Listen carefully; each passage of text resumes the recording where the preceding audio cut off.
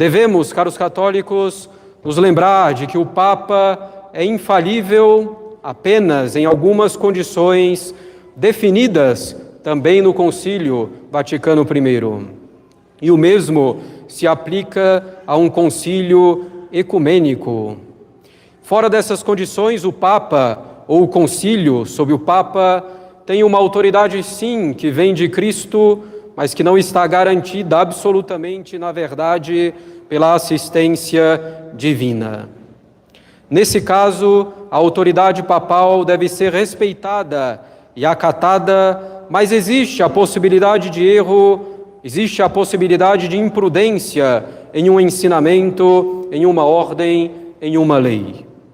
Se o erro se verifica em um ensinamento concreto não infalível, se a imprudência se verifica em um ensinamento concreto não infalível, se esse erro ou imprudência são constatados não por capricho de alguém, mas por verdadeira oposição com a razão natural ou por oposição a um ensinamento constante da Igreja, a própria doutrina da Igreja sempre reconheceu a possibilidade de não se acatar esse ensinamento pontual, guardando todo o respeito devido ao vigário de Cristo.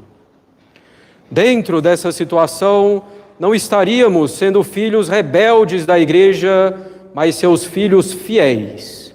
E estaríamos plenamente no sentir como eclésia, no sentir com a Igreja de que nos fala Santo Inácio de Loyola. Tampouco estaríamos fazendo livre exame do magistério, mas estaríamos usando bem o maior dom natural que Deus nos deu, que é a inteligência, e que não pode aceitar que sejam verdade dois ensinamentos contraditórios. Devemos, caros católicos, também nos lembrar de outro princípio da doutrina católica. Uma lei é a ordenação da razão ao bem comum, promulgada pela autoridade legítima. Portanto, uma lei, para ser uma lei, deve ser feita pela autoridade legítima. Papa Francisco é uma autoridade legítima. A lei, para ser lei, deve ser também promulgada, que normalmente ocorre.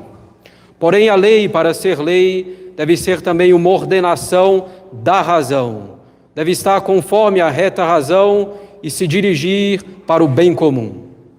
Portanto, uma lei, para ser lei, não pode ser contrária à razão, contrária à revelação divina ou à doutrina católica. A lei também não pode ir contra o bem comum. Uma lei, para ser uma lei, não pode ir contra a lei suprema, que é a salvação das almas.